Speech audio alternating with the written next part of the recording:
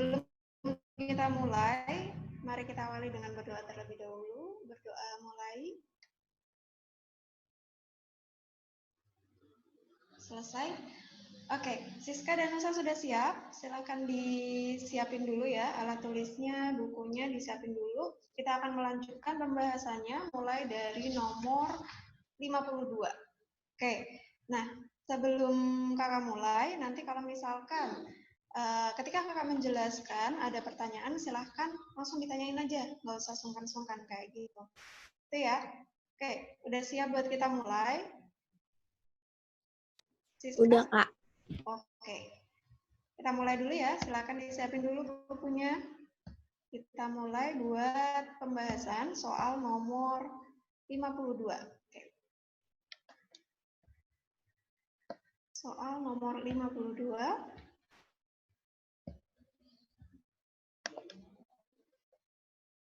Oke. Untuk soal nomor 52, coba kita pahami dulu, coba kita baca dulu untuk soal nomor 52. Oke, pada soal nomor 52, coba kita baca dulu ya. Oke.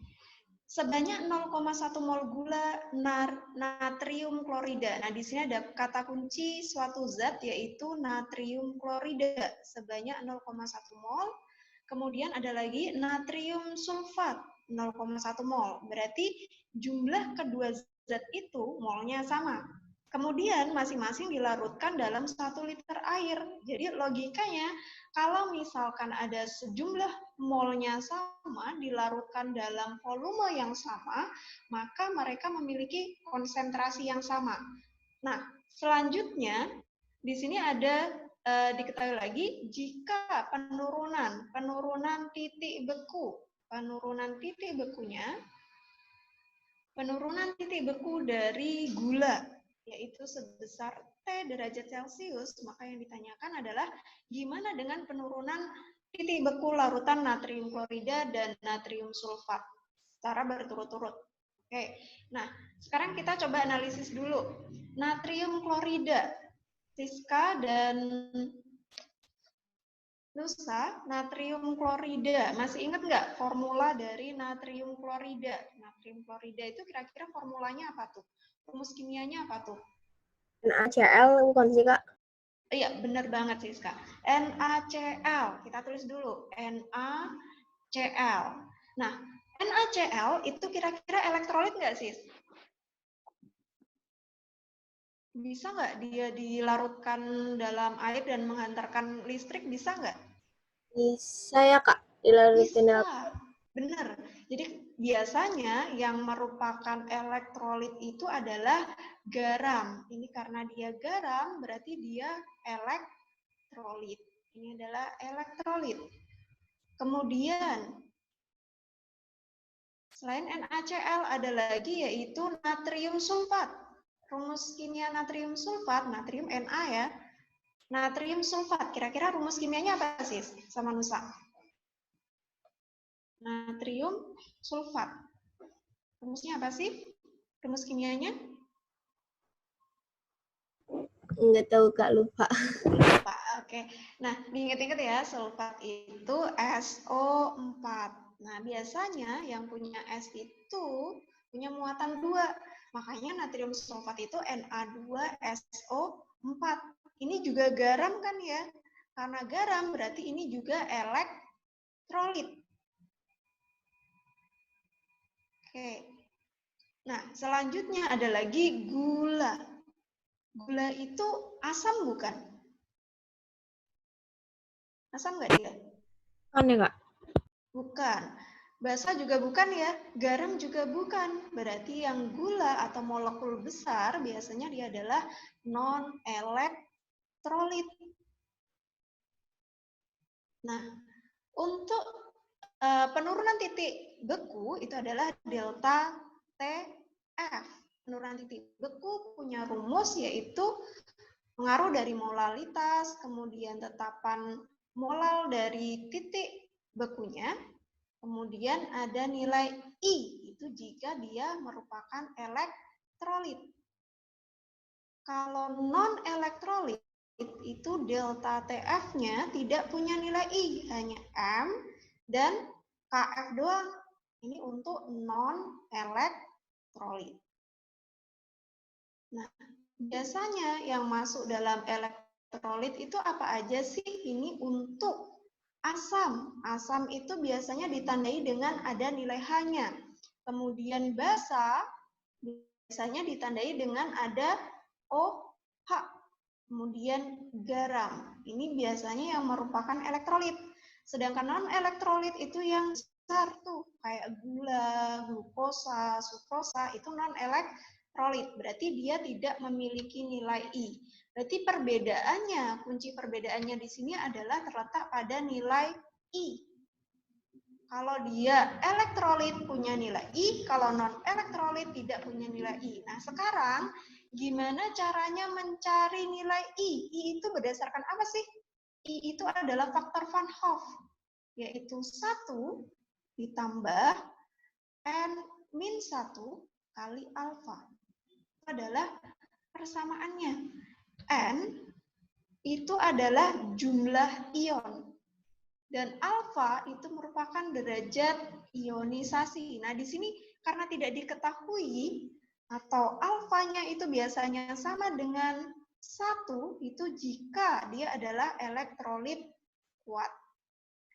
Kalau tidak diketahui dia kuat atau lemah, tidak diketahui alfa, berarti kita asumsikan nilainya 1. Maka bergantung pada N. N itu apa? Jumlah ion. Jumlah ion. Nah, sekarang ini delta TF MKF itu untuk non-elektrolit. Non-elektrolit tadi adalah punyanya si gula. Benar kan? Berarti di sini yang ditanyakan adalah berkaitan dengan larutan yang lain, yaitu NaCl. Kemudian ada lagi Na2SO4. NaCl ketika diionkan menjadi apa kira-kira? Nusa sama Siska. Masih ingat nggak? Kalau diionkan menjadi apa sih NaCl? Ada berapa ion kira-kira? Coba kita pecah dulu ya. NaCl. Berarti di sini ada dua bagian. Ada dua bagian, yaitu namanya ion positif dan ion negatif. Yang depan secara umum, biasanya yang depan itu yang positif. Na sama Cl. Ada dua bagian. Berarti di sini kalau kita ionisasikan atau kita ionkan menjadi dua ion, yaitu Na, yang depan itu biasanya plus, kemudian sisanya adalah Cl min. Jumlahnya ini ada berapa ion? Ini 1 ditambah 1, berarti totalnya ada 2 ion. Artinya nilai I dalam faktor Van Hoff-nya sebesar 2. Sampai sini dulu, ada yang mau ditanyakan nggak, Siska sama Nusa? Ada yang mau ditanyakan? Enggak, Kak. Enggak, oke. Selanjutnya ya, untuk larutan selanjutnya adalah Na2SO4. Kira-kira yang positif yang mana nih? Yang Na-nya atau yang SO4-nya? Yang Na ya, Kak? Iya, Na. Yang depan biasanya positif ya. Nah, kalau ada 3 unsur, ini kan ada oksigen nih. Ini berarti satu kesatuan dan kita nggak bisa misahin dia. Jadi S sendiri, O sendiri nggak bisa. Itu satu kesatuan. Jadi kalau nanti ada 3 unsur, ada oksigen di situ, dia satu kesatuan. Nggak bisa kita pisahin. Nah, berarti kalau sudah dapat 2 ionnya, ada Na sama SO4, kita tulis dulu.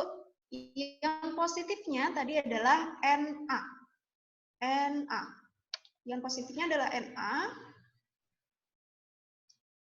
Na plus, kemudian ion negatifnya adalah SO4, 2 min. Nah, kan bertukar ya, ionnya itu bertukar ya untuk muatannya. Jadi plus ini kan plus 1, berarti SO4-nya jumlahnya 1, 2 min bertukar, jadi di indeksnya di bawah di Na. Makanya di sini Na-nya jumlahnya ada berapa? Jumlah ion Na-nya ada berapa? Ada 2.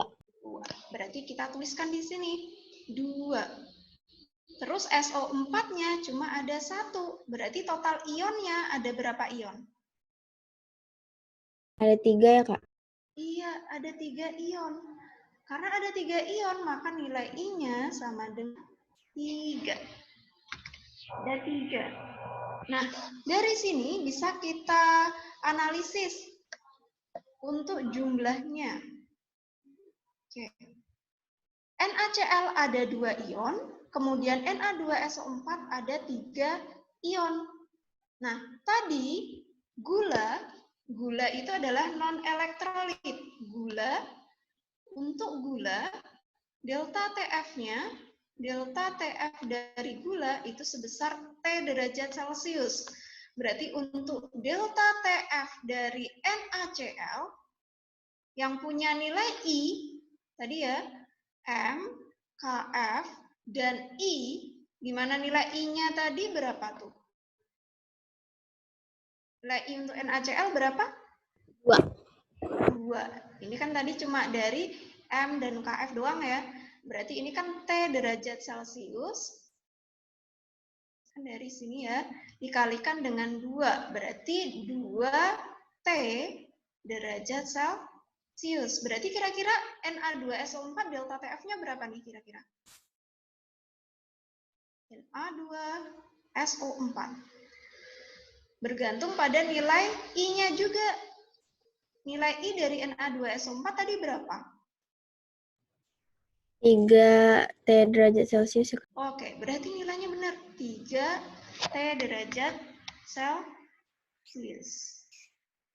Nah, berarti jawabannya, maka penurunan titik beku larutan natrium klorida dan natrium sulfat berturut-turut, jawabannya yang mana kira-kira? Yang mana nih? Natrium klorida tadi berapa? Berapa yang natrium klorida?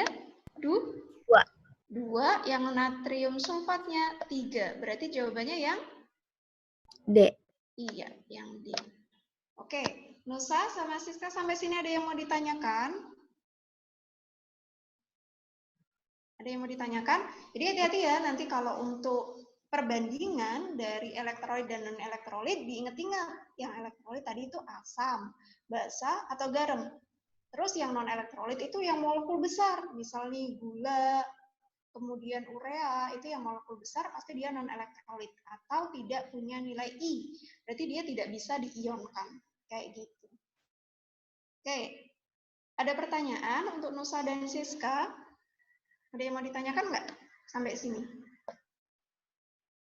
Jadi nanti tinggal dilihat aja ya jumlah ionnya berapa nih kira-kira.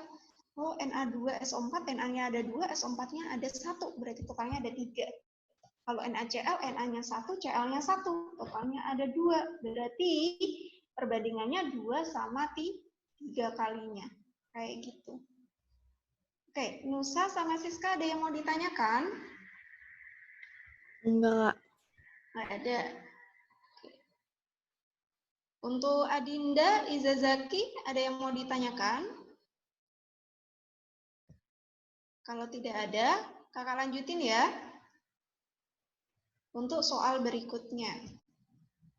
Oke, soal berikutnya ada suatu grafik di situ. Pada temperatur 500 Kelvin, laju reaksi NO2 ditambah dengan karbon monoksida menghasilkan NO plus CO2. Disajikan grafik berikut ini.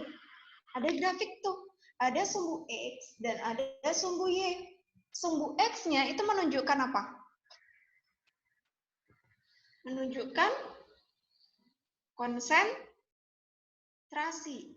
Ada konsentrasi, sumbu X konsentrasi, sumbu Y itu D per DT itu artinya adalah berkaitan sama data laju atau V. Itu adalah laju atau V.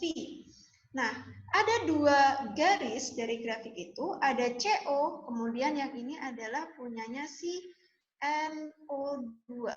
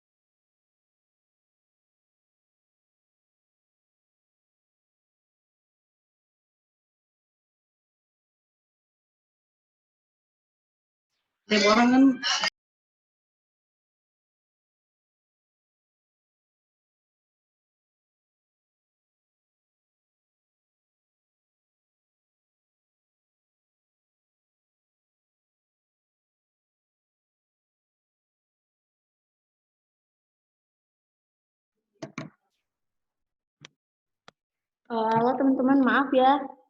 Tunggu sebentar, ada kendala di laptop kakaknya. Tunggu sebentar ya.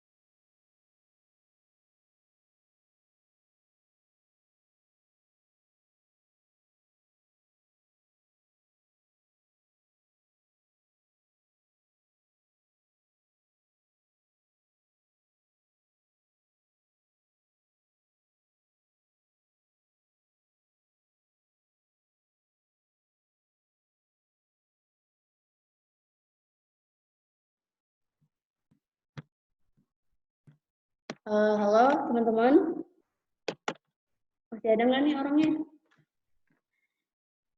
Masih, Kak. Masih, oke. Nah, karena ada kendala di laptop Kak Ainunnya, kata Kak Ainun coba kerjain nomor 54 sama 55 dulu ya. Ya nanti langsung dibahas. Oke.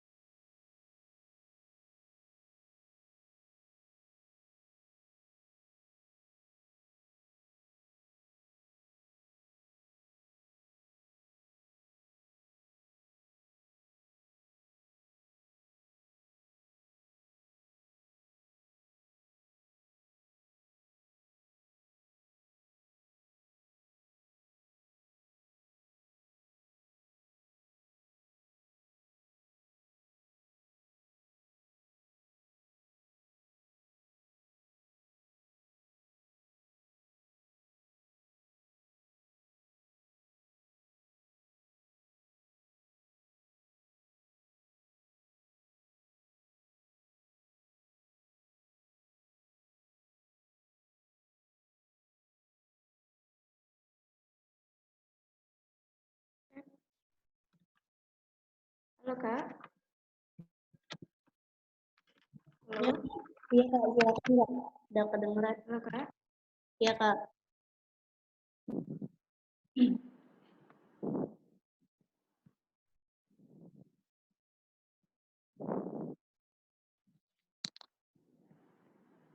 Halo, Halo Kak. halo, Kak. Ya, kedengeran kok Kak. Halo. Tes. Videonya nggak tampil ya, Kak. Cek. Suara Kakak kedengeran nggak? Kedengeran, Kak.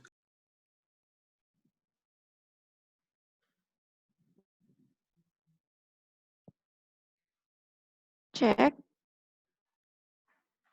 Halo.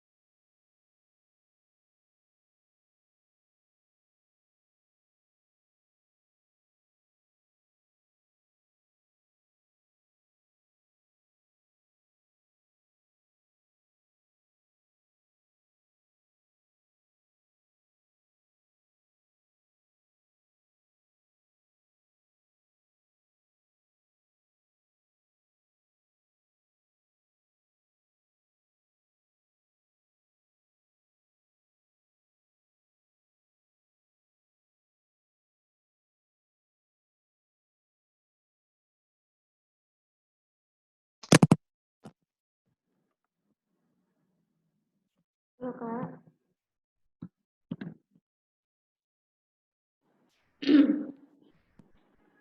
Halo Kak.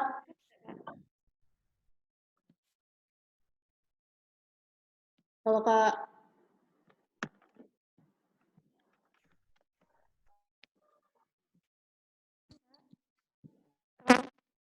Teman-teman, kedengeran nggak? Kedengeran Kak? Oke. Oke, maaf ya, tadi ada kendala sedikit. Kakak lanjutkan terkait dengan soal berikutnya. Oke, di sini sudah tertulis bahwa ada grafik sumbu X dan sumbu Y. Nah, di situ ada dua garis. Garis yang lurus sama garis yang berbentuk linear. Gitu. Nah, garis linear kan nilai NO. Satunya lagi itu adalah nilai CO. NO2 garisnya linear, sedangkan CO itu setara dengan sumbu X. Artinya untuk CO itu memiliki orde yaitu nilainya 0. Kenapa ordenya 0? Karena semua yang pangkat 0 itu kira-kira nilainya berapa? Berapa sih pangkat 0? Pangkat 0, semuanya pangkat 0 itu nilainya berapa? Semua yang pangkat 0 nilainya itu 1. Semua yang pangkat 0 nya 1. Ini adalah NO2. Kemudian semua yang pangkat 0 nilainya 1. Berarti kalau misalkan CO pangkat 0 ordernya nilainya 1. Makanya di sini garisnya lurus. Makanya untuk NO2 kita cek dulu. Seandainya 1 pangkat 1 nilainya 1. 2 pangkat 1 nilainya 2. Berarti berdasarkan gambar grafiknya NO2 memiliki order sebesar 1 berdasarkan gambarnya. Ini tuh ordernya. Maka kecepatannya, rumus kecepatannya V sama dengan K NO2 pangkat 1 dan CO pangkat 0. Kalau misalkan dia pangkat 0, tidak perlu kita tulis, tidak masalah. Karena semua yang pangkat 0 nilainya adalah 1. Jadi di sini NO2 pangkat V K NO2 pangkat 1. Berdasarkan gambarnya, berarti di sini dari grafik tersebut ditemui persamaan lajunya V sama dengan K NO2 pangkat 1. Karena untuk di sini reaktannya cuma ada NO2 dan CO. Sedangkan CO di sini garisnya lurus aja. Artinya dia di pangkat 0. Karena semuanya hasilnya sama. Kayak gitu. Berarti rumus laju reaksi berdasarkan grafik tersebut adalah V sama dengan K NO2 pangkat 1. Berarti jawabannya kira-kira yang mana? Jawabannya yang mana, teman-teman? Yang A ya, Kak. Oke. Yang A. Jawabannya adalah yang A. Oke, sampai sini Dinda, Nusa, Salem, sama Iza, ada yang mau ditanyakan nggak?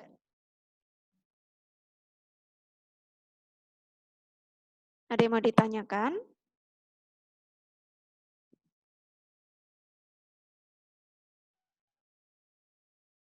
Suara kakak kedengaran jelas? Dengeran, Kak. Oke, ada yang mau ditanyakan nggak? Ada yang mau ditanyakan? Enggak, Kak, udah paham. Udah paham? Oke, kalau nggak ada, kita lanjutkan ke soal berikutnya. Soal berikutnya berkaitan dengan waktu paruh. Penguraian dari gas AB3 di permukaan katalis pada suhu 600 derajat Celcius menghasilkan gas A2 dan B2. Kemudian, reaksi tersebut memiliki tetapan penguraian sebesar 5 kali 10 pangkat min 5. Jadi di sini nilai K-nya sebesar 5 kali 10 pangkat min 5 dengan satuannya molar per second. Yang ditanyakan adalah berapa waktu paruh reaksi tersebut. Berarti yang ditanyakan adalah waktu paruh. Jika konsentrasi mula-mulanya adalah 0,05 molar. Berarti yang ditanyakan di sini adalah berkaitan sama waktu paruh reaksi. Nah, yang pertama kita harus menemukan terlebih dahulu kira-kira orde dari reaksi tersebut itu berapa. Nah, untuk laju reaksi tadi kan punya rumus umum. V sama dengan K reaktannya. Nah, kita tulis dulu. Reaksinya di situ kan dibilangnya AB3. AB3 dengan katalis dan suhu 600 derajat Celcius menghasilkan, berarti tanda panah ya, menghasilkan A2 dan B2. Oke, ini kita setarakan dulu. A-nya jumlahnya 2, berarti kiri juga 2. Terus di sebelah kanan B totalnya 6, berarti kanan juga 6. Kita kalikan 3. Nah, dari reaksi ini yang menunjukkan reaktan kira-kira yang mana? Yang AB3, A2, atau B2? Reaktan. Reaktan itu sebelah kiri atau sebelah kanan? Sebelah mana nih? Reaktan itu yang sebelah kiri. Ini adalah kita sebut dengan reaktan. Nah, setelah kita mendapatkan reaktan, dalam laju reaksi yang masuk di situ adalah punyanya si reaktan aja. Berarti V sama dengan K. Reaktannya adalah AB3. AB3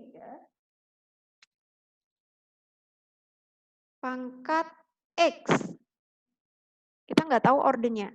Nah, sekarang kita cari berdasarkan satuan. Satuan dari kecepatannya adalah molar per second, itu adalah satuan dari laju reaksi. Jadi V itu adalah laju reaksi. Kemudian ternyata nilai K tadi punya nilai yaitu sebesar 5 kali 10 pangkat min 5 dengan satuan molar per second juga. Artinya, kalau dia punya satuan yang sama, maka AB3 itu punya pangkat enggak?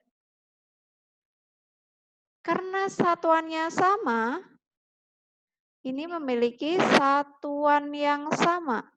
Karena satuannya sama, maka orde AB3 adalah 0. Karena nilainya 1. Ordenya 0. Nah, untuk orde 0, berarti ordenya 0. Rumus untuk waktu paruh dari orde 0, T setengah atau waktu paruh sama dengan A mula-mula dibagi dengan 2K. Ini adalah rumus untuk waktu paruh orde 0. Nah, kalau misalkan kalian pengen tahu ini dapat rumusnya dari mana, itu sebenarnya diturunkan dari integral. Integral dari dA per. Ini tadi kan ordernya 0. Kalau ordernya 0 pasti nilainya 1. Sama dengan integral ini dari A 0 sampai waktu paruh ya, A setengah. Kemudian ini T 0 sampai T setengah. Nilainya K dt. Berarti di sini ini hanya ada A. Nilainya sebesar setengah. Kemudian K T setengah. Berarti untuk T setengahnya sama dengan A per 2K. Ini rumusnya dari situ. Nah, A0 itu adalah kondisi reaksi mula-mula. Reaksi mula-mulanya kira-kira konsentrasinya berapa nih teman-teman? Konsentrasi mula-mula. Konsentrasi mula-mula sebesar 0,05 molar. Kita masukkan aja di situ nilai K A0 0,05 molar per 2K. K nilainya adalah 5 kali 10 pangkat min 5. Nah, 0,05 dibagi 2 kali 5 kali 10 pangkat min 5. Kira-kira jawabannya yang mana nih? Coba dihitung dulu. 0,05 dibagi 2 kali 5 kali 10 pangkat min 5. Jadi ini 0,05 dibagi 10 kali 10 pangkat min 5. Sama dengan 5 kali 10 pangkat min 2 bagi 10 pangkat min 4. Berarti ketemunya berapa nih? Berapa nih teman-teman? Coba 5 dihitung kali dulu. 10 pangkat 2 nggak sih, Kak? Iya, bener banget. 5 kali 10 pangkat 2. Itu sama aja berapa tuh? 5? 500. Iya, 500 second. Berarti jawabannya adalah yang C. Jadi untuk waktu paruh, untuk orde 0, itu tinggal A0 per 2K. Kayak gitu ya. Kalau misal kalian nggak mau menurunkan dari integral, bisa langsung ke rumusnya. Oh, waktu paruh untuk orde 0 itu tinggal A0 per 2K. Kayak gitu. Nanti kalau misalkan orde 1 gimana, Kak? Ya berarti ini diganti 1. Gitu. Integral dari dA0 per A pangkat 1. Itu kalau misalkan nanti ketemu dengan waktu paruh dari orde 1. Tapi biasanya sih untuk waktu paruh biasanya dalam bentuk seperti bukan laju reaksi, tapi biasanya untuk reaksi ini nuklir misalkan kayak gitu. Kan itu di fisika juga sudah belajar ya untuk waktu paruh dari nuklir dan kawan atau radioaktif kayak gitu. Oke, sampai sini Dinda, Averus, Iza, Nusa, ada yang mau ditanyakan? Ada yang mau ditanyakan teman-teman?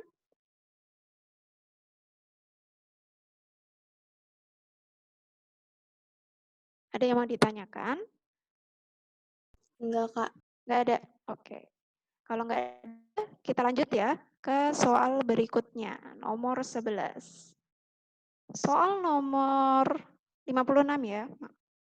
56 itu UGM tahun 2018. Nah, di sini untuk soal tipe sebab. Jadi ada pernyataan, kemudian ada alasan, apakah mereka berhubungan atau tidak. Kayak gitu. Nah, kita coba lihat dulu dari pernyataannya. Kekuatan reduktor ditentukan oleh nilai potensial reduksi standar. Kira-kira benar nggak? Nilai potensial reduksi standar. Nilai potensial reduksi standar itu adalah E0 reduksi. E0 reduksi ini berpengaruh pada daya atau kemampuan reduksi suatu elektroda. Kemampuan reduksi. Kemampuan reduksi itu apakah dia lebih mudah tereduksi atau lebih mudah teroksidasi. Jadi kalau misalkan E0 reduksinya besar, E0 reduksinya besar, maka daya reduksinya, kemampuan reduksinya juga besar. Berarti pernyataan pertama, benar nggak? Kemampuan reduksinya besar. Reduksi itu berarti oksidator. Yang mengalami reduksi itu berarti sebagai oksidator. Nah, kalau E0-nya besar, reduksi, berarti kemampuan reduksinya juga besar atau daya oksidatornya juga besar. Berarti pernyataannya kekuatan reduktor ditentukan oleh nilai potensial reduksi standar. Benar nggak?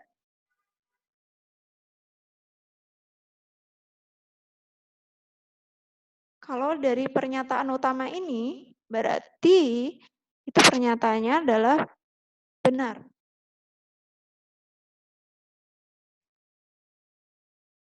Berdasarkan ini.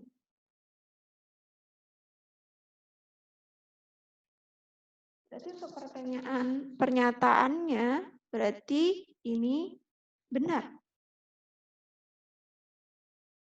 Kemudian untuk alasan, semakin besar nilai potensial reduksi standar, ini adalah potensial reduksi standar, kekuatan reduktornya semakin besar. Yang semakin besar kekuatan reduktor atau kekuatan oksidator. Hati-hati ya, kebalikan. Reduksi itu berarti dia sebagai oksidator. Kalau reduktor itu berarti dia mengalami oksidasi. Reduktor itu berarti dia mengalami oksidasi. Nah, benar nggak? Kalau E0 reduksinya semakin besar, daya reduktornya semakin besar. Benar nggak? Sesuai nggak dengan pernyataan yang ini? Sesuai nggak? Yang besar harusnya apa? Reduktornya atau oksidatornya? Yang besar harusnya apa? Oksidator.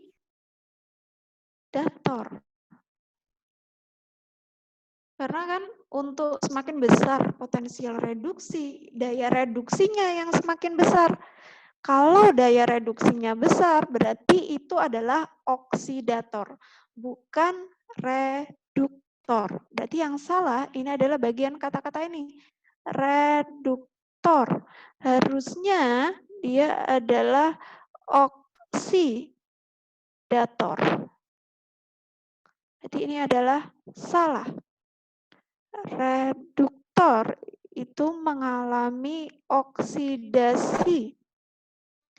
Reduktornya kuat, berarti E0 reduksinya kecil. Ini karena berbanding terbalik. Kalau yang ini E0 reduksinya besar, kuncinya di sini ya, E0 reduksi besar, berarti mengalami reduksi. Daya reduksinya besar. Reduksi atau oksidator, ini kembaliin, besar. Gitu. Kalau pernyataannya benar, alasannya salah, berarti jawabannya apa? A, B, C, D, atau E? Masih ingat enggak? Kalau A itu benar-benar berhubungan, kalau B benar. Alasan juga benar, tapi tidak ada hubungannya. Kalau C benar, tapi alasannya salah. Berarti jawabannya adalah C. Jawaban C. Hati-hati dengan istilah oksidator dan reduktor. Jangan kebalik. Oksidator itu berarti dia mengalami reduksi. Karena dia menyebabkan zat lain mengalami oksidasi. Berarti oksidator dia mengalami reduksi. Kalau reduktor dia mengalami oksidasi. Itu kebalikan. Gitu. Sampai sini ada yang mau ditanyakan? Teman-teman? Ada yang mau ditanyakan? Kalau ada yang mau ditanyakan lewat chat boleh, langsung aja juga boleh. Kayak gitu, nggak usah malu-malu ya. Ada yang mau ditanyakan? Siska, Nusa, ada yang mau ditanyakan? Enggak, Kak. Nggak ada. Teman-teman yang lain, Dinda, Everest, Iza, ada nggak? Kalau nggak ada, kakak lanjutkan soal berikutnya, nomor 57. Nomor 57 itu juga sebab akibat ya. Di sini ada pernyataan dan ada alasan. Pernyataannya, proses penggumpalan putih telur akibat pemanasan terjadi karena proses denaturasi protein. Kakak mau tanya nih, kira-kira benar nggak telur itu mengandung protein? Benar nggak? Dalam telur itu ada proteinnya. Oke, kakak ini ya. Untuk putih telur itu mengandung protein. Proteinnya di sini mengandung albumin. Nah, ketika dia dipanaskan, kalian rebus nih misalkan. Benar nggak putih telurnya menggumpal? Benar ya? Jadi karena ada pemanasan itu, jadinya putih telurnya menggumpal tuh. Berarti mengalami denaturasi. Apa sih denaturasi itu? Denaturasi itu adalah berkaitan sama rusaknya. Benar. Rusaknya struktur protein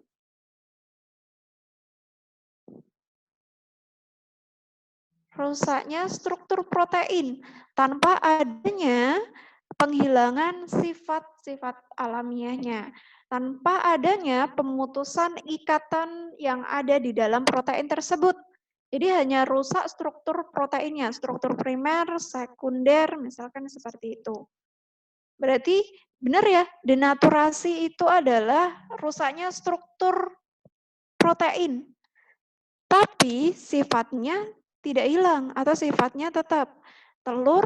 Putih telur sifatnya kayak gitu, rasanya kayak gitu, tetap sama. Kalian panasin juga sama. Mau kalian goreng juga sama. Mau kalian apakan, itu juga sama. Jadi sifatnya tetap sama, cuma strukturnya sudah rusak. Makanya dia menggumpal. Jadi denaturasi itu bisa disebabkan, ini denaturasi bisa disebabkan oleh pemanasan. Ini benar. Dengan adanya pemanasan, itu bisa merusak dari struktur protein tersebut.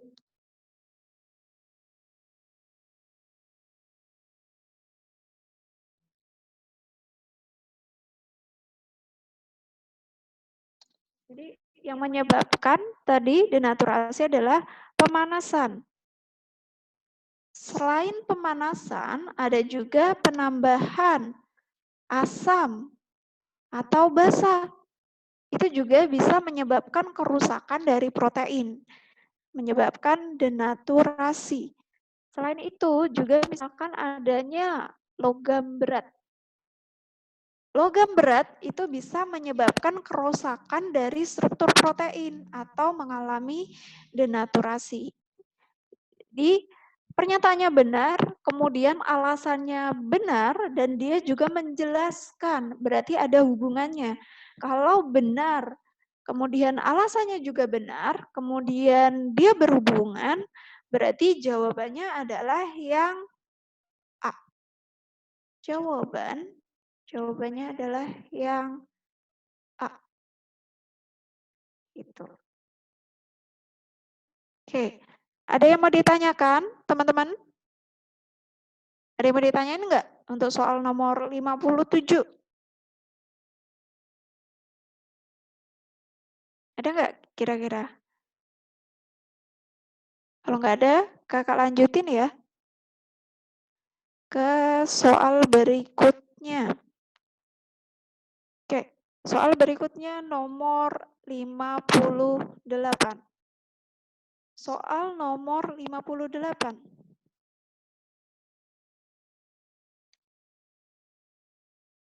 Coba 58 kita baca dulu. Suatu sel elektrokimia akan berlangsung spontan. Sel elektrokimia dia akan berlangsung spontan ketika nilai E0 selnya, kalau masih ingat E0 reduksi atau nilai E0 pada katoda dikurangi E0 yang ada di anoda. Elektroda yang sebagai anoda nilainya ketika E0 selnya lebih besar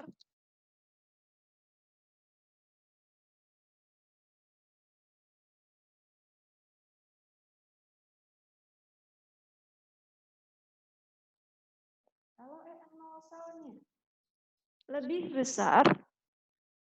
besar dari 0. Berarti ini akan berlangsung secara spontan.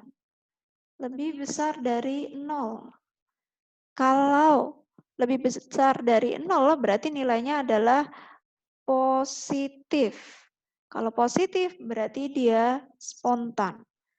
Kemudian, selain itu, nilai dari energi bebas Gibbs. Energi bebas Gibbs itu nilainya adalah kurang dari 0. Itu kebalikan ya, kebalikan dari potensial atau kebalikan dari E0. Kalau kurang dari 0 baru dia spontan. Dan yang terakhir adalah berkaitan sama K. K ini adalah tetapan kesetimbangan. Kesetimbangan. Kalau masih ingat, materi kesetimbangan biasanya merupakan hasil dari perkalian produk ya, konsentrasi dari produk pangkat koefisien dengan konsentrasi reaktan pangkat koefisien. Nah, kalau nilainya sama dengan 1, berarti dia spontan. Untuk pernyataannya, suatu sel elektrokimia akan berlangsung spontan jika mempunyai nilai E0 sel lebih dari 0 dan energi bebas Gibbs-nya lebih dari 0. Kalau yang E0 selnya benar, tapi energi bebas Gibbs-nya yang bikin salah. Dia akan spontan kalau nilai dari energi bebas Gibbs-nya bukan lebih dari 0, tapi kurang dari 0. Karena energi bebas Gibbs tadi, dia adalah kebalikan dari potensial sel. Berarti ini harusnya spontannya itu kalau kurang dari 0. Maka untuk pernyataannya adalah salah. Sekarang yang alasan. Energi bebas Gibbs akan berubah ketika terjadi perubahan konsentrasi. Oke, perubahan konsentrasi sesuai dengan persamaan Nernst-nya. Potensial sel merupakan di sini dari rumusnya E0 sel dikurangi R kali T per mol F ln Q. Nah, nilai Q di sini adalah sama dengan tetapan kesetimbangan. Tadi tetapan kesetimbangan itu kan hasil dari perkalian konsentrasi produk dibagi dengan reaktan. Berarti konsentrasi kira-kira mempengaruhi tetapan kesetimbangan nggak? Ada yang masih ingat? Tetapan kesetimbangan kira-kira dipengaruhi nggak oleh konsentrasi? Dipengaruhi nggak ya? Q di sini sama aja sebagai tetapan. Tetapan kesetimbangan.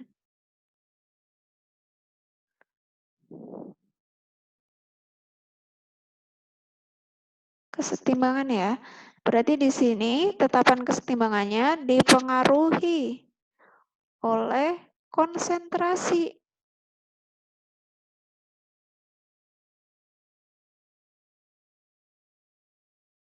Dari ini nih. Ini adalah perkalian konsentrasi produk dibagi perkalian konsentrasi reaktan. Berarti energi bebas Gibbs akan berubah ketika terjadi perubahan konsentrasi.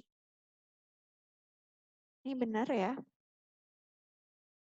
Kalau dilihat dari pernyataannya berarti benar. Karena ini tadi, karena ada pengaruh tetapan kesetimbangan tuh.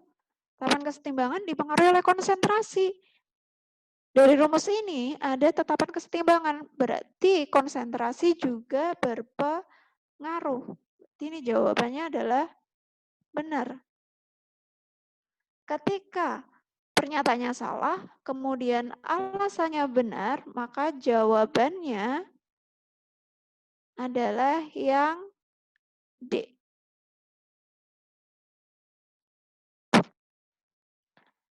Diingat-ingat tadi dari rumus ini Q. Q itu adalah tetapan kesetimbangan. Tetapan kesetimbangan di sini adalah perkalian dari produk konsentrasi, pangkat koefisiennya ya, dibagi dengan perkalian konsentrasi reaktan. Oh, berarti konsentrasi dapat berpengaruh terhadap energi bebas Gibbs. Kayak gitu. Jadi yang berpengaruh di sini ada konsentrasi, kemudian bisa juga tekanan. Kemudian itu tekanan ya. Kan ingat ya, PV nRT, P itu tekanan. Berarti ada juga volume. Volume juga berpengaruh di situ. Volume. Volume juga berpengaruh terhadap energi bebas Gibbs-nya. Terus ada lagi itu T. T itu berarti suhu. Berarti yang berpengaruh itu konsentrasi, tekanan, volume, dan juga suhu. Dalam keadaan standar, itu biasanya berlangsung secara spontan. Tapi kalau misalkan tidak ada pengaruhnya konsentrasi, perubahan tekanan, perubahan volume, dan perubahan suhu, itu dapat mengaruhi energi bebas Gibbs. Gitu. Ada yang mau ditanyakan? Sampai sini? Kalau nggak ada, kakak lanjutin ya ke soal berikutnya. Nah, ini tadi ada kesetimbangan, kebetulan banget soal berikutnya berkaitan dengan kesetimbangan. Dari reaksi eksotermis. Dari reaksi eksotermis ada suatu reaksi peningkatan kuantitas atau jumlah NO2 dapat dilakukan dengan cara Nah, ada beberapa yang dapat mempengaruhi kesetimbangan. Yang pertama, yang mempengaruhi kesetimbangan. Yang pertama, itu berkaitan dengan suhu atau temperatur. Berarti tadi benar ya. Suhu yang mempengaruhi, yang pertama kita bahas dari suhu. Ketika suhu naik, suhunya ditambah atau dinaikkan, dia kesetimbangannya akan bergeser ke arah endotermik. Endotermik itu apa sih? Endotermik itu yang delta H-nya positif. Itu kalau suhunya naik. Kalau suhunya turun,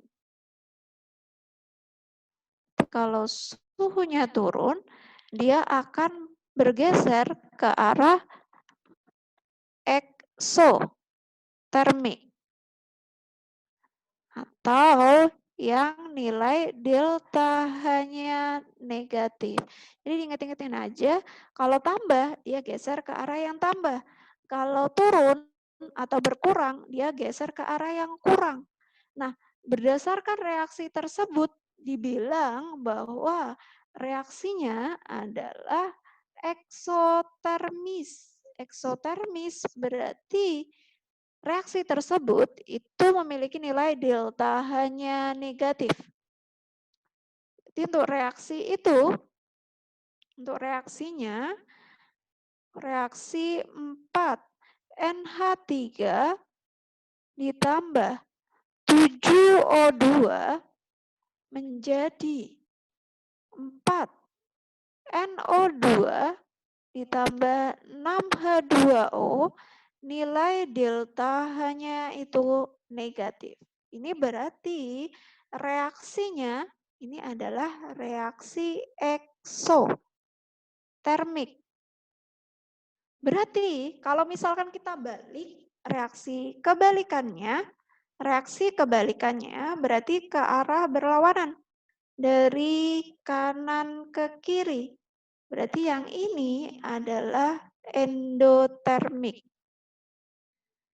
Jadi nanti ketika kalian dapat soal seperti ini, perhatikan dulu delta H-nya.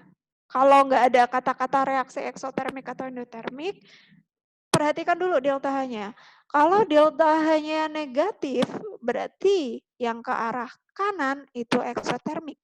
Kalau delta H-nya positif, berarti ke arah kanannya itu endotermik. Kayak gitu. Nah, yang diminta adalah untuk meningkatkan kuantitas atau jumlah dari NO2. Nah, NO2 itu sebelah kanan atau sebelah kiri sih? NO2-nya sebagai produk atau sebagai reaktan. Oh, ternyata NO2-nya di sini posisinya adalah sebelah kanan atau berperan sebagai produk. Nah, gimana caranya biar reaksi itu bergeser ke arah kanan? Karena yang dimintanya NO2-nya itu bertambah. Maka kita harus mengarahkan reaksi ke arah kanan. Jadi reaksi harus ke kanan. Reaksi ke kanan. Atau ke arah produk. Produk berdasarkan reaksi itu ya.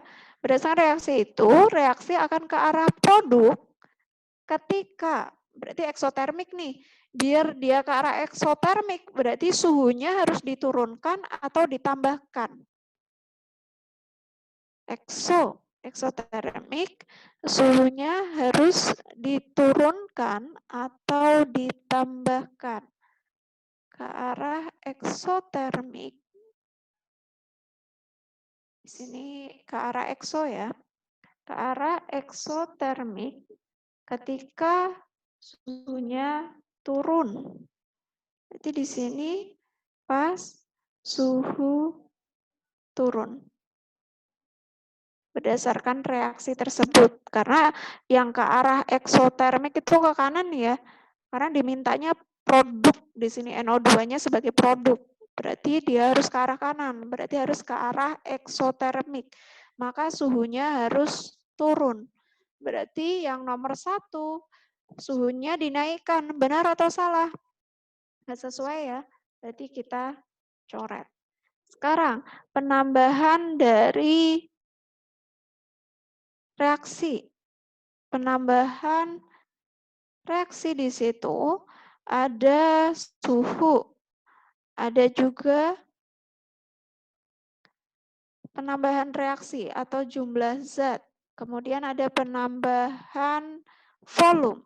Oke, kita mulai dari penambahan reaksi atau jumlah zat. Kesetimbangan itu bagaikan balance atau timbangan. Ini penambahan konsentrasi. Untuk konsentrasi itu seperti timbangan. Kesetimbangan berarti seperti timbangan. Jadi misalkan gini nih, dikatakan timbang kalau posisinya balance. Ini saya anggap sebagai reaktan, ini produk. Nah, kita bahas dulu yang nomor 2, itu bilangnya H2O ditambah. H2O ditambah. H2O di situ berperan sebagai produk kan? H2O sebagai produk. Kalau misalkan produknya ditambah, berarti timbangannya nggak balance lagi. Produknya lebih banyak daripada reaktan. Supaya dia balance, agar balance lagi atau setimbang kembali, maka reaksi bergeser ke arah lawannya. Ketika produk ditambah, maka reaksi bergeser ke reaktan. Bergeser ke arah reaktan. Padahal dimintanya dia harus ke arah produk. Berarti dengan penambahan H2O tidak akan meningkatkan jumlah dari NO2. Karena dia malah akan ke arah reaktan. Berarti yang soal nomor 2 itu juga salah. Sekarang yang nomor 3. Coba yang nomor 3 itu adalah menambah Ne. Menambah Ne. Ne ditambah. Ne berperan sebagai produk atau reaktan. Coba dicek. Ne itu sebelah kiri panah.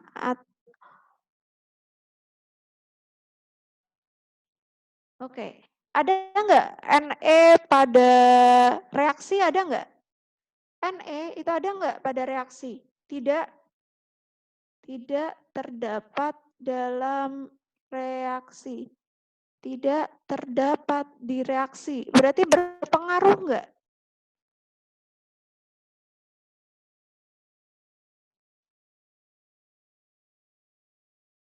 Nah, karena nggak ada di reaksi, berarti dia tidak berpengaruh terhadap jumlah dari pergeserannya supaya meningkatkan jumlah dari produk. Berarti dia tidak berpengaruh nih, karena di situ Ne nggak ada pada reaksi. Nah, untuk konsentrasi itu intinya seperti kesetimbangan tadi. Ketika produk ditambah,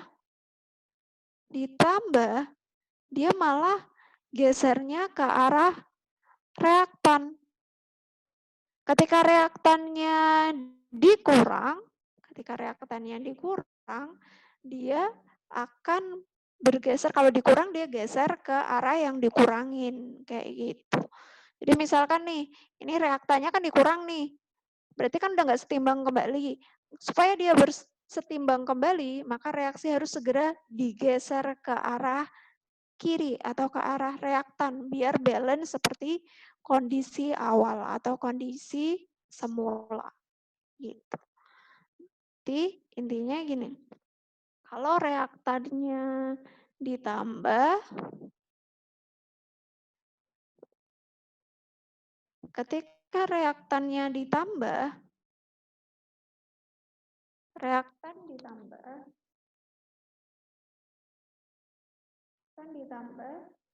berarti dia akan geser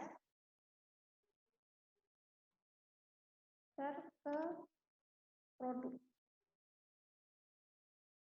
Jadi kalau ditambah, ini gini, kalau ditambah, kesetimbangan bergeser ke arah lawannya. Bergeser ke arah sebaliknya. Nah, kalau misalkan reaktan dikurang,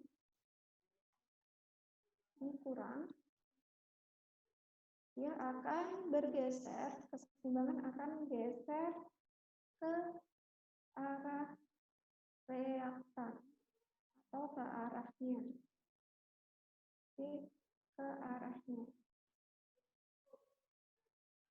Jadi kalau misalkan dikurang, dia akan ke arahnya, tapi kalau ditambah, dia malah bergeser ke arah sebaliknya. Kayak gitu. Selanjutnya, berkaitan dengan volume.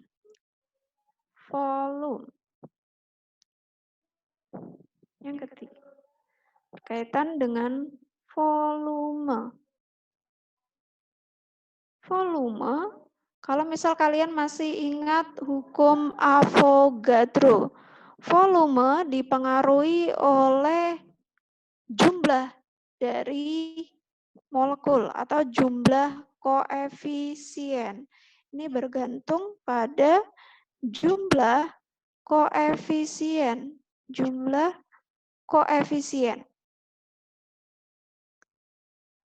Ketika volumenya ditambah, dia akan bergeser ke arah yang koefisiennya besar. Jadi kalau volume volume ditambah,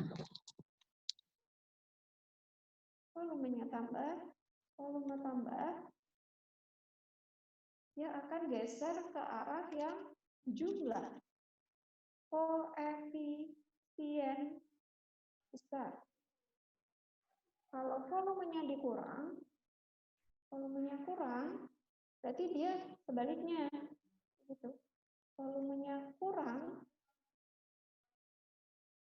dia akan bergeser ke yang jumlah koef-nya sedikit. Oke. Sekarang coba kita cek. Dalam reaksi tersebut, reaksinya adalah, tadi apa reaksinya nih?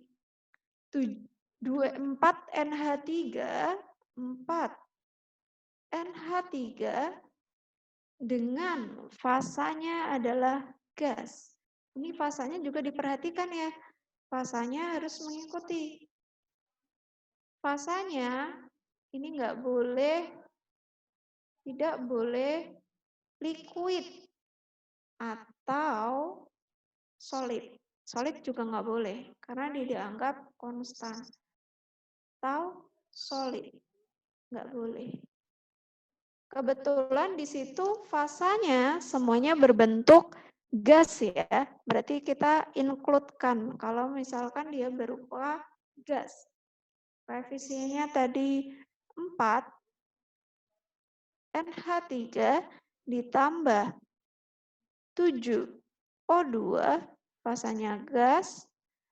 Kemudian dia akan menghasilkan 4NO2 dengan fasanya juga gas, NO2 fasanya gas, ditambah dengan 6H2O, merupakan uap air, fasanya juga gas. Oke, coba kita cek dulu jumlah koefisiennya. Yang sebelah kiri, jumlah koefnya, sebelah kiri jumlah koefnya ada berapa tuh? Koefnya 4 ditambah 7. 4 ditambah 7. Berapa 4 ditambah 7? Ada 11. Ada 11 koefisiennya. Sedangkan sebelah kanan 4 ditambah 6. 4 ditambah 6. Koefnya berarti ada 10. Ya, ada 10. Nah, ketika pernyataan nomor 4 dibilangnya bahwa menurunkan volume wadah. Kalau menurunkan volume wadah, berarti artinya volumenya dikurangin. Berarti nomor 4, menurunkan volume wadah. Ketika volumenya dikurangi, berarti dia ke arah yang koefisiennya besar atau koefisiennya kecil. Nomor 4, volumenya dikurang. Volumenya kurang. Volumenya kurang. Kalau volumenya kurang, berarti dia akan ke arah koef yang kecil. Nah, koef yang kecil sebelah kiri, ke arah kiri atau ke arah kanan?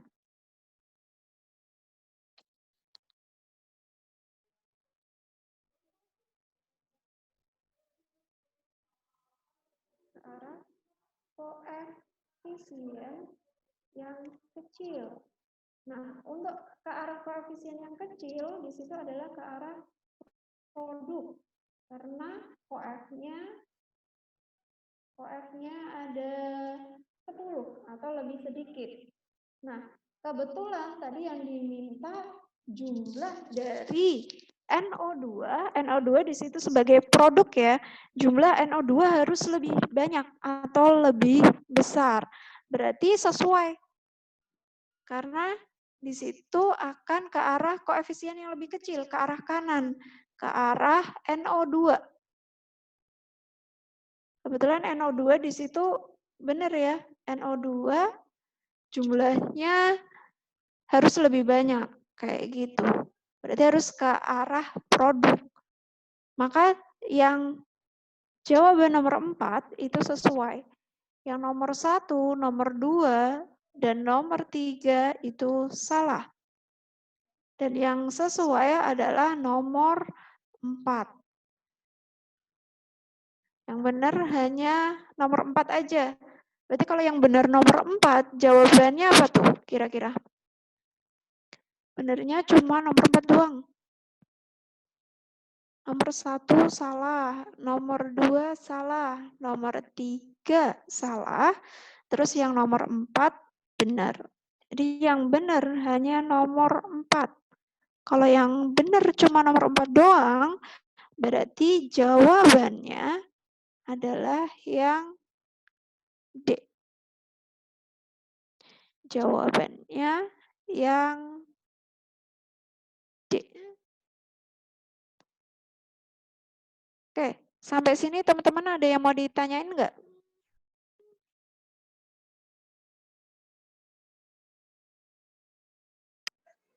Kakak, Nggak ada? ada nggak? Gimana terus? NE itu dia nggak nambahin tekanan nggak? Nambahan Oke. NE.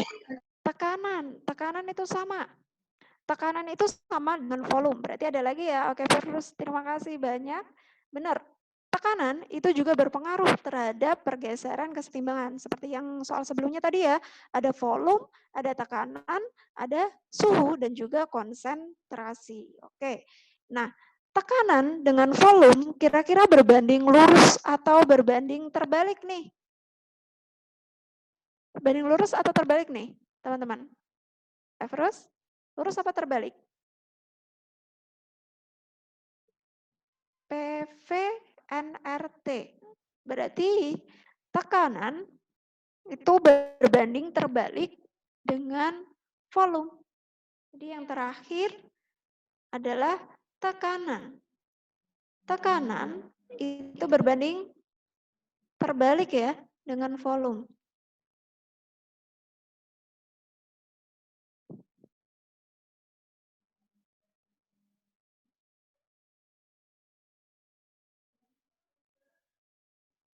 Tekanan itu berbanding terbalik dengan volume. Jadi kalau misalkan tadi volumenya itu sesuai dengan koefisien ya. Kalau volumenya ditambah, dia ke arah koef yang besar. Tapi kalau ini kebalikannya. Kalau tekanan ditambah, dia akan ke arah koef yang kecil. Jadi dia kebalikan dari volume. Ketika tekanannya ditambah, dia malah balikan ya, geser ke OF yang kecil. Sedangkan kalau tekanannya dikurang, dia malah geser ke OF yang besar. Diingat-ingat tadi, tekanan sama volume itu berbanding terbalik. Ingat piston nih, atau pompa. Ketika kalian ngasih tekanan, berarti volume udara yang ada pada pompa itu lebih sedikit atau lebih kecil. Ketika kalian ngangkat tuh pompanya, berarti volume udaranya akan semakin besar. Kayak gitu. Berarti tekanan berbanding terbalik dengan volume. Sedangkan sesuai dengan hukum dari Avogadro, bahwa koefisien itu menunjukkan jumlah molekul, kemudian ada Gay-Lussac juga bahwa koefisien jumlah molekul itu berbanding lurus dengan volume. Makanya kalau volume tadi ketika dikurang, dia ke arah koefisien yang kecil. Ketika ditambah, dia ke koefisien yang besar. Sedangkan tekanan itu berbanding terbalik. Kayak gitu. Tekanan ditambah, dia malah gesernya ke koef yang kecil. Tekanan dikurang, dia malah gesernya ke arah koef yang besar. Jadi di sini untuk meningkatkan jumlah NO2 atau yang ke arah produk tadi ya, volume wadah dikurang atau tekanannya diperbesar atau ditambah gitu. Efrus? Ada yang mau ditanyakan lagi atau teman-teman yang lain? Ada yang mau ditanyain enggak? Aku enggak, Kak. Enggak ada. Efrus sudah cukup bisa dipahami? Cukup, Kak. Cukup. Cukup. Oke, kita lanjutin ya. Kalau nggak ada yang mau ditanyain, kita lanjutin nih untuk SIMAK UI 2017. Ini sering banget soal elektrolisis. Jadi ini kayaknya primadona banget nih. Makanya kalian harus benar-benar menguasai tentang soal elektrolisis. Larutan yang mengandung KCl di elektrolisis menggunakan elektroda PT. Larutan. Ini hati-hati kalau kalian ketemu larutan. Larutan ini apa ya? Aturannya cukup banyak. Jadi harus hati-hati banget kalau ketemu dengan larutan, ada kata-kata larutan. Kemudian pada bagian kationnya, di sini kan larutan KCl. Kalau diionkan menjadi K+ sama Cl-. Berarti ada kation nih, hati-hati. Kationnya adalah K. K itu termasuk golongan 1A. Jadi kalau ketemu larutan, ini yang sering banget kalian tidak teliti ketika sudah ketemu dengan larutan. Ada larutan, kemudian kationnya itu adalah golongan 1A. Kation, ini kation ya, K itu adalah golongan 1A. Jadi kalau ada golongan 1A, kemudian golongan 2A, golongan 1A atau golongan 2A, maka yang bereaksi itu adalah H2O. Kenapa? Karena kationnya dari larutan-larutan tersebut itu lebih susah untuk direduksi dibandingkan dengan H yang ada pada air. Jadi kalau ada golongan 1A, kemudian golongan 2A, kemudian aluminium dan Mn, aluminium air ya, aluminium dan Mn, maka yang bereaksi di katoda itu adalah air dan yang tereduksi adalah hidrogen. Jadi di reaksi di katodanya nanti adalah air, bukan kationnya. Berarti 2H2O yang tereduksi adalah gas hidrogen, berarti menghasilkan gas hidrogen karena hanya yang akan tereduksi, kemudian menghasilkan sisanya berarti OH- atau basa. Ini pada katodanya.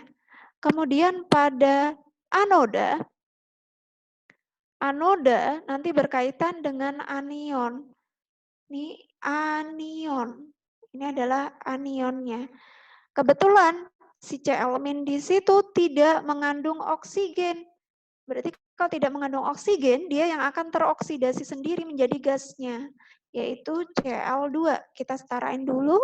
Berarti di sini 2 Cl- ditambah ini menghasilkan Cl2 ditambah 2 elektron supaya muatannya sama. Ini muatannya 2-, maka di sini juga harus 2-.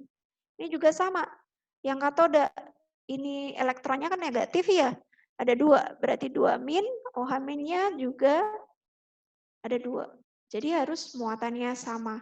Ini berarti reaksi yang terjadi di katoda dan reaksi yang terjadi di anoda. Nanti kalau misalkan ketemu larutan dan kationnya masuk golongan 1 ada 2, hati-hati ya. Air yang bereaksi. Air yang bereaksi. Ini yang penting. Jadi 2H2O yang bereaksi. Berarti Cl2 ini bagian anoda. Anos. Anos. Ini adalah karet. Berarti katoda khusus yang mengalami reduksi, sedangkan untuk anoda itu yang mengalami oksidasi. Jadi katoda karet ya, katoda mengalami reduksi, anoda mengalami oksidasi. Berarti di sini Cl- mengalami reduksi atau mengalami oksidasi. Harusnya dia mengalami oksidasi. Ini berarti salah. Harusnya oksidasi. Kalau satu salah, udah pasti 3 salah. Karena jodohnya 1 biasanya sama 3. Kalau 1 salah, udah pasti itu. Nomor 3 salah. Sekarang kita cek. Nomor 2. Produk gas yang dihasilkan di anoda. Nah, gas yang dihasilkan adalah gas Cl2. Ini gasnya. Kita cek dulu kira-kira berapa sih massa dari gas yang dihasilkan. Nah, data yang diketahui bahwa I sebesar 20 miliampere. Kita ubah dulu ke ampere. Dibagi dengan 1000. 20 dibagi 1000. Berarti 0,02 ampere. Itu adalah arusnya, kuat arusnya. Kemudian waktunya, T-nya adalah 48.250 detik. Nah, untuk mencari massa, kita ingat aja dulu. Massa, untuk massa, kita ingat ini dulu, bahwa mol elektron, kuncinya di sini. Semua ada di mol elektron. Mol elektron itu sama aja faradnya. Farad itu gimana sih, Kak? Ini doang. I kali T per 96.500. Jadi semuanya elektrolisis kuncimu cuma ini doang. Pokoknya kamu ingat-ingat aja. Mol elektron. Nggak usah diapalin semua rumus hukum 1, hukum 2, hukum 3. Nggak muat nanti kita buat ngapalin semua. Jadi kuncinya di mana? Mol elektron. Mol elektron itu apa? I kali T per 96.500. Kita masukin dulu. I-nya 0,02 kali T-nya 48.250 bagi 96.500. Ini tetapan kolom ya. Kalian hitung dulu kira-kira berapa?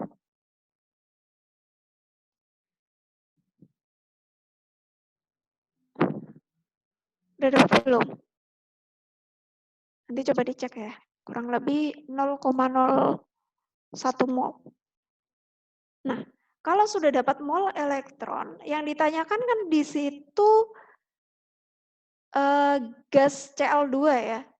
Kalau sudah dapat mol elektron sebagai kuncinya, berarti kalian bisa nyari mol yang lain dari reaksi.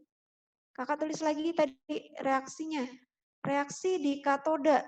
Katodanya tadi 2H2O tambah 2 elektron menjadi H2 plus 2OH-. Terus di anoda Cl- sebanyak 2 menghasilkan Cl2 plus 2 elektron. Tadi kakak bilang apa? Kunci kalian cukup 1 semuanya. Mau ditanyain apapun, nggak peduli. Yang penting kalian harus dapat mol elektronnya dulu. Kalau sudah dapat mol elektron, yang lainnya bisa diatur. Nah, ini misalkan tadi ditanyakan mol Cl2 atau H2 atau air Cl- nggak masalah.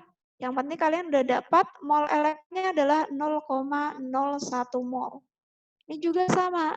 Mol elektron pasti selalu sama ya, berapapun karena arus listrik itu menunjukkan aliran dari elektron. Berarti ini 0,01 mol. Nah, kalau dilihat dari perbandingan koefisien, dilihat dari koefisiennya, mol H2 itu setengah dari mol elektron. Mol Cl2 itu juga sama, setengah dari mol elektron. Berarti setengahnya ya, setengah dari mol elektron. Jadi setengah dari mol elektron, setengahnya, setengah kali 0,01, yaitu 0,005. Berarti mol mereka sama nih, mol kedua gasnya 0,005 mol. Nah, yang ditanyakan adalah, kalau udah dapat mol, tadi kuncinya mol ya, mau ditanyain massa, mau ditanyain volume, nggak ada masalah.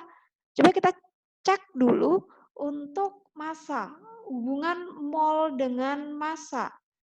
Untuk massa, ingat, mol itu adalah massa per mR atau AR. Kuncimu di sini. Udah dapat mol mereka, mau ditanyain massa, mau ditanyain volume, nggak ada masalah. Kayak gitu. Coba kita cek dulu dari massa, massanya Cl2. Massa Cl2. Berarti massa Cl2-nya mol dikali mR. Molnya tadi 0,005 kali mR-nya 2 kali Cl. Cl kan tadi 35,5 ya. Ini harusnya dikasih tahu AR-nya, tapi untuk Cl 35,5. Berarti 71. 71 kali 0,005. Besarnya sebanyak 355.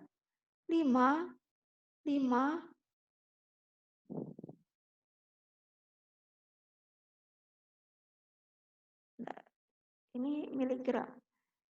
0,355 gram atau 355 miligram. Berarti untuk Cl2 benar ya? Kita cek dulu untuk massa dari H2. Berarti mol dikali dengan mR. Molnya 0,005 dikali dengan mR dari H2. ARH2 udah pasti hafal ya, nilainya 1. Berarti 2 kali 1. 2 kali 1. 0,005 kali 2.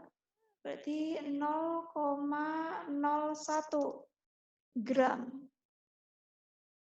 Atau kalau diubah ke miligram berarti 10 miligram. Sesuai nggak?